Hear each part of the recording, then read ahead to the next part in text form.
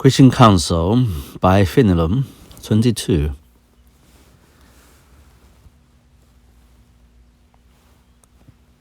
On the interior operations of God to bring man to the true end of his creation. In the beginning, God attacked us in externals. Little by little, he withdraws such his creatures as we allowed too much and contrary to his law. But this inward work, though essential in laying the foundation of the building, goes but a little way towards the completion of the whole edifice.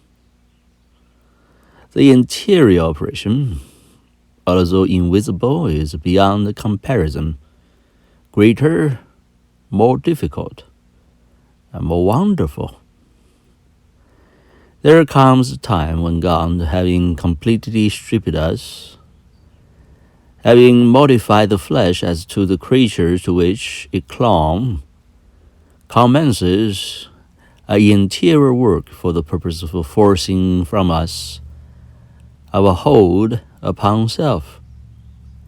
External objects are now no longer the subjects of his spoliations. He would tear from us the I, which is the center of our self-love.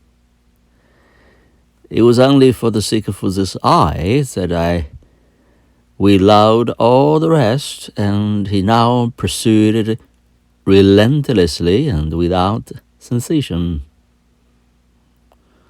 To deprive man of his clothing would be harsh treatment enough, but that is nothing in comparison with the discipline, which should strip off his skin and the muscles and reduce him to a skeleton of bones, trim up the branches of a tree, far from killing it, you even add to its vigor, and it shoots out again on every side. But attack the trunk, wither the root, and it fades, languishes, and dies. It's the good will of God towards us as to make us die to self. As to the external modification of the senses, he causes us to accomplish it by certain courageous efforts against ourselves. The more the senses are destroyed by the courage of the soul, the more highly does the soul estimate its own virtue and live by its own labor. But in procession of time, God reserved for his own hand the work of attacking the soul in its depths and depriving it finally of the last vestige of the life itself. It's no longer the strength of the soul that is then employed against the things without, but it's a weakness that is turned against itself. It looks at itself, it's shocked at what it says. It remains faithful, but it no longer beholds its own fidelity. Every defect in its previous history rises out to view, and often new faults of which it never before even suspected the existence. It no longer found those supports of fervor and courage which formerly nourished it. It faints like Jesus. It's heavy, even unto death. All is taken away, but the will to remain, the will to retain nothing, and to let God work out without reservation. It has not even the consolation of perceiving that it has such a will. It is no longer a perceptible, designed will, but the simple, without the reflex acts, and so much the more hidden as it is deeper and more intimate in the soul. In such a state, God sees to everything that is necessary to detach the soul from self. He stripped it little by little, removing one after another all the investments in which it was wrapped. The last operations, though not always the greatest, nevertheless most severe. So the outside garments may be more costly than those within, yet the removal of the latter is more painful than that of the former. During the first, we are counseled by reflecting upon what is left us. During the last, naught remains but bitterness, nakedness, and confusion. I shall perhaps be asked in what these deprivations consist, but I cannot say. They are as various as the characters of men. Each man suffers according to his necessity, as the designs of God. How is it possible to know what will be taken from us when we do not know what we have on? We cling to an infinity of things which we should never suspect. We only feel that they are part of us when they are snatched away, as I am only conscious that I have hairs when they are pulled from my head. God develops to us little by little what is within us, which we are, until then, entirely ignorant. And we are astonished and discovering in our every virtues, defects of which we should never have believed ourselves capable. It's like a grotto which appears perfectly dry, but in which the water suddenly sprouted out from every pore, even from those that were least suspected. These speculations are not commonly such as could have been anticipated, which we expect to find us prepared is scarce proper to hasten the death of self. God surprises us in the most unlooked-for quarters.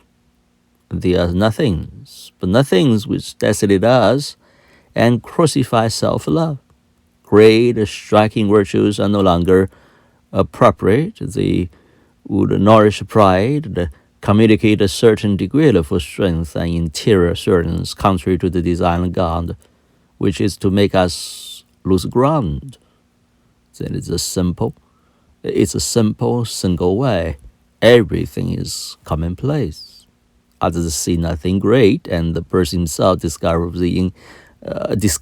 within only what seems natural, weak, and feeble, but it would rather 100 times fast all his life on bread and water and practice the greatest austerities than suffer what is going on within him.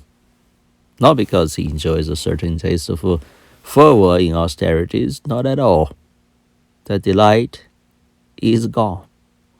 But he found in the pliability which God requires in an infinity of little things, more for self-abandonment and death than there would be in great sacrifices. Nevertheless, God never leaves the soul until he has rendered it supple and pliable by twisting it all manner of ways. One time the person must speak frankly, and another be still. He must be praised, then blamed, then forgotten, and then examined anew. He must be low. He must be low. He must be high. He must suffer condemnation without uttering a word in self-defense. And again, he must speak well of himself.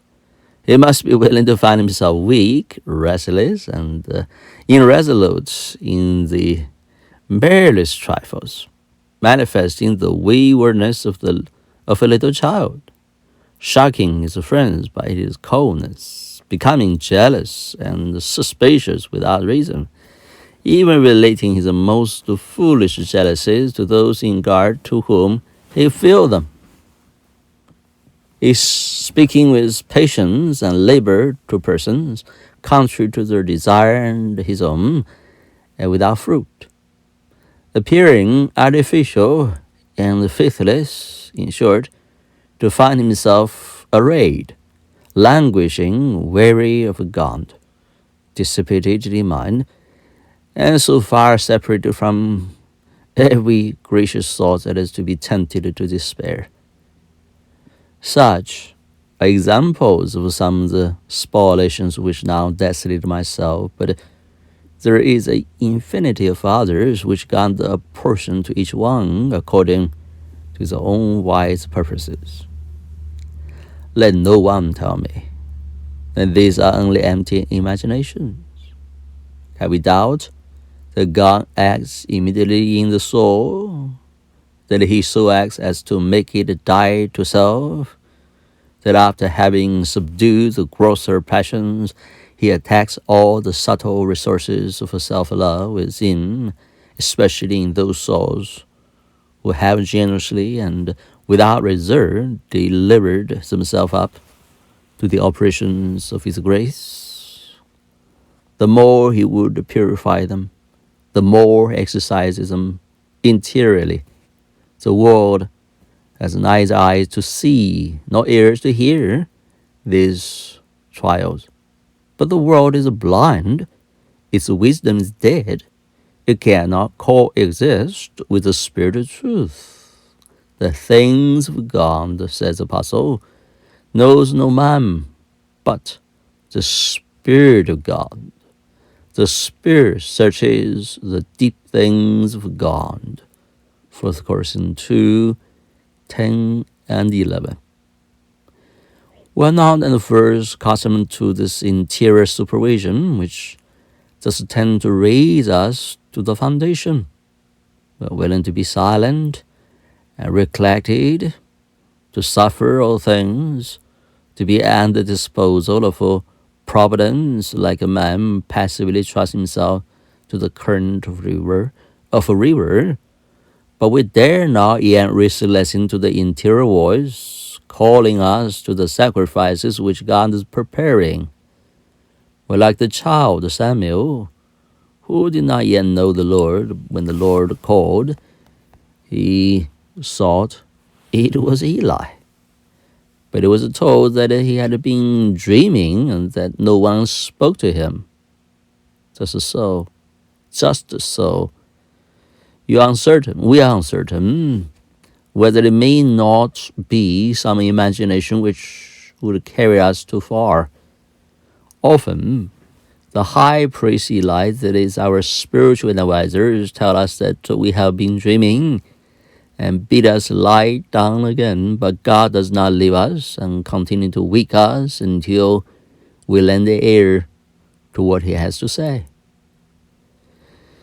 If it were a matter for visions, apparitions, revelations, extraordinary illuminations, miracles, things contrary to true teaching, we should be right in not being detained by them.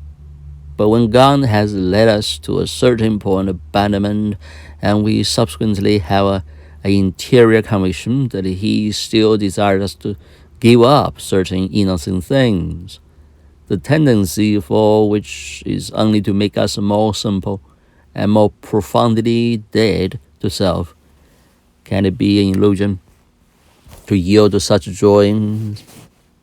Probably no one follows them without good counsel. Repugnance which our wisdom and self-love manifest to them is a sufficient evidence that they are for grace, for we see that we are only hindered from following them by selfish considerations. The more we fear to do these things, the more we have needed to do them. But it is a fear which arises only from delicacy, wonderful pliability and attachment, either to our pleasures or our views. We must die to all the sentiments of the natural life. Thus, every protest for retreat is cut off by the conviction in the depths of the soul that the sacrifice required will resist in causing us to die. Ease and promptness in yielding to those movements are the means by which the souls make the greatest advances. Those who are ingenuous enough never to hesitate soon make incredible progress. Others argue, never fail to find a sufficient reason for not following the interior monitor. They're willing and not willing. They want to wait for certainties. They search about for advisors who will bid them not to do what they are afraid of doing. They stop every step and look back, then languish in irresolution and insensibly estrange the Spirit of God. At first grieve him by the hesitation. Then they irritate him by formal resistance, and finally quench his operations by repeated opposition. While they thus resist, they found pretexts both to counsel and justify the resistance.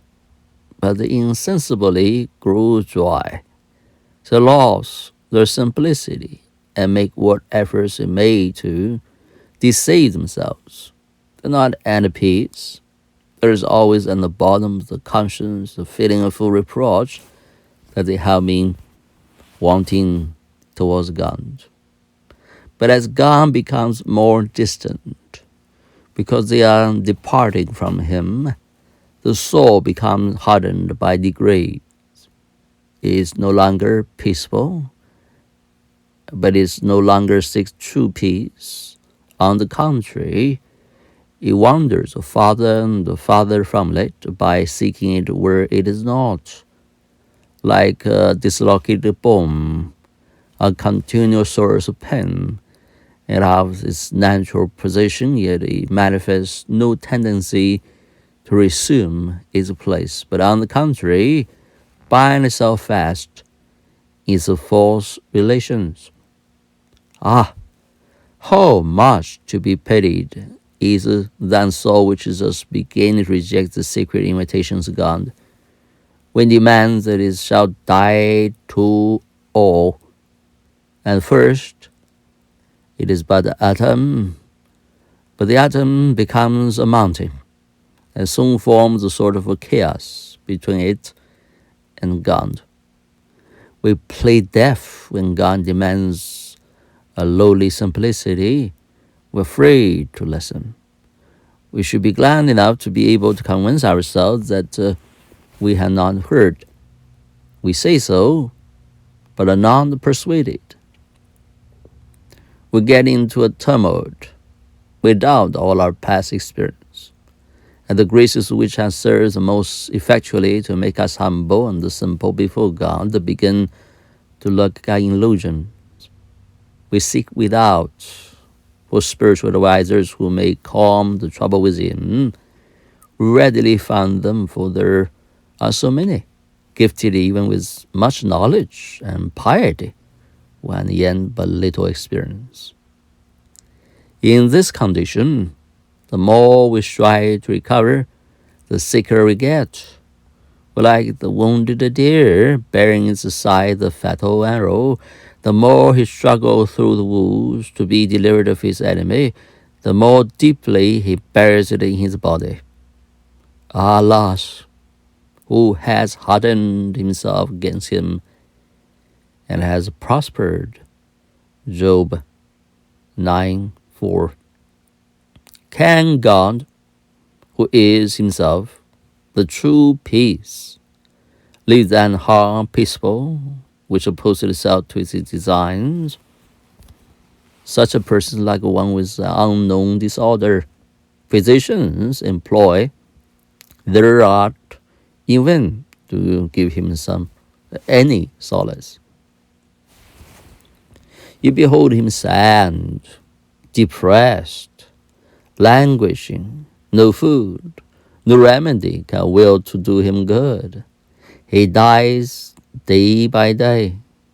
Can we wonder then, wandering from the true way, we should ceaselessly continue straight further and further from the right course? But as you will say, the commence of the things is a small matter, true, but the end is deplorable. In the sacrifice which we made when we devote ourselves wholly to God, reserve nothing to feel happy in so doing. While we were looking at things with a general view and a distance, but when God takes us our word and accepts our offer in detail, we are made aware of assaults and repugnances, the existence of which we had not so much as suspected it before. Our courage fails. Frivolous excuses are suggested to flatter our feeble and tempted souls. Then we hesitate and doubt whether it is our duty to obey. We do only the half of what God requires us, and we mix it with divine influence or something of self, trying still to secure some nutriment for that corrupt interior which wills not to die. A jealous God retires, the soul begins to shut its eyes that it may not see, that it has no longer the courage to act. And God lives to its own weakness and corruption, because it will be so left. But thank the magnitude of its error. The more we have received God, the more we to render. We have received prevenient love and singular grace. We have received the gift of pure and unselfish love, which so many pious souls has never tasted. God has spared nothing to possess us wholly. He has become the interior bridegroom. He has taken pains to do everything for his bride. But he is infinitely jealous. Do not wonder at the exacting nature of his jealousy. What is his object? Is it talents, inclinations, the regular practice of external virtues? Not at all. He is easy and condescending in such matters. Love is only jealous about love. The whole of his scrutiny falls upon the state of the will. He can't share the heart of the spouse with any other. Still less can he tolerate the excuses by which she should convince herself that her heart is justly divided. This it is that lights the devouring fires of jealousy.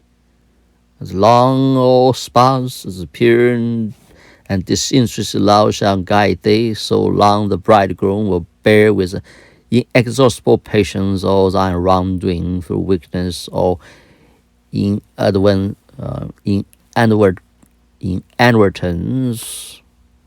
without prejudice to the purity of thy love.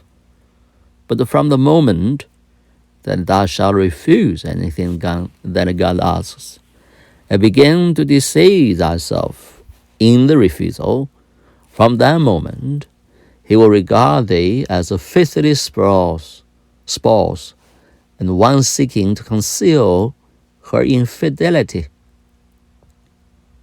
How many souls, after having made a great sacrifice, fall into this way? False wisdom is the source of the whole difficulty. It is not so much through defective courage and through excess of reason that we are arrested at this point. It's true that when God has called souls to this state of absolute sacrifice, he treats them in accordance with the gifts he has lavished upon them. He is insatiable for deaths, losses, renunciation. He is jealous of his own gifts even, because the excellency of the blessing secretly breeds within us a sort of self-confidence. All must be destroyed. Every vestige must perish. We have abandoned everything, and he comes now to take everything, leaving us absolutely nothing. Will there be the small thing to which we cling, however good it may appear? There he comes, a sword in hand, and cuts into the remotest corner of the soul. And we are still fearful in any recess to that spot he comes, for he always attacks us in our weakest points. He pushes hard without giving us time to breathe. Do you wonder? Can we be dead while we yet breathe? We desire that God would give us the death stroke, but we long to die without pain. Would die to our own will by the power of the will itself. We want to lose all and still hold all. Ha! What agony! Ah! What agony! What distress! When God has brought us to the end of our strength, we feel like a patient under painful surgical operation, but the comparison is not, for the object of the surgeon is to give us life, that of God to make us die. Poor souls, weak in spirit. Oh, these last blows overwhelm you. The very apprehension of them make you tremble and fall back. How few are there who make out to cross the frightful desert? Scarcely shall 2 or 3 behold the promised land.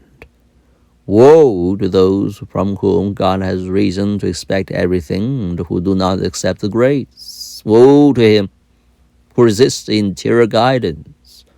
Strange sin that against the Holy Spirit. Unpardonable either in this world nor in the next. What is it but resistance to the divine monitor within? He who resists the Spirit, striving for his conversion, shall be punished in this world by affliction, and in the next by the pains of hell. Happy is he who never hesitates, who fears only that he follows with too little readiness, who would rather do too much against self than too little. Blessed is he who, when asked for a sample, boldly presents his entire stock, and suffers God to cut from the whole cloth. Happy he who esteems himself as nothing, puts God to no necessity for sparing him.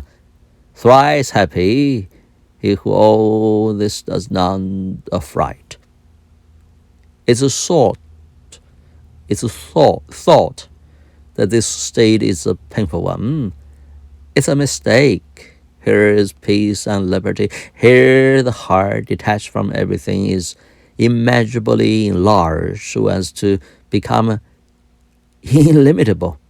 Nothing cramps it, and in accordance with the promise, it becomes, in a certain sense, one with God himself. The only, oh my God, can give the peace which is then enjoyed. The less timid the soul is in the sacrifice self, the greater liberty does it acquire. At length, when it no longer hesitates to lose all and forget itself, it possesses all. It's true that it is not the conscious possession, so then the soul addresses itself as happy, for that would be to return to self after having quitted it forever. But it is the image for the condition of the blessed who will be always ravished by the contemplation God, without having a moment during the whole of eternity to think for themselves as their felicity. They are so satisfied in this transport so that they will be eternally rejoicing, without one saying to themselves that they are happy. Thou grantest to those souls who never resist thee, O bridegroom of souls, even in this life, a foretaste of this felicity. To all things nothing, and it is nothing created which hem up the heart. These souls being restrained by no attachment to the creature, and no reflections of self, and as it were into thine immensity. Nothing stopped them. They become continually more and more lost. But though their capacity should increase to an infinite extent, thou wilt fulfill it. They are always satisfied. They do not see that they are happy, but feel that they are so, and they do not possess happiness, but their happiness possesses them.